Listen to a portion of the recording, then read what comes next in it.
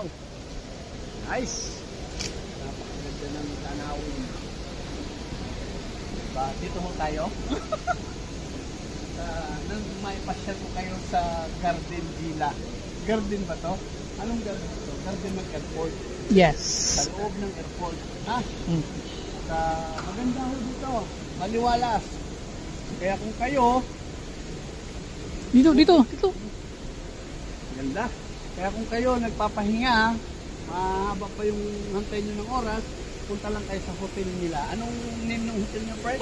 Sleep and fly. Yun. Narinig nyo, ako din yung nakanari malayo. Walang mic. Diba? Hindi tayo pala dito.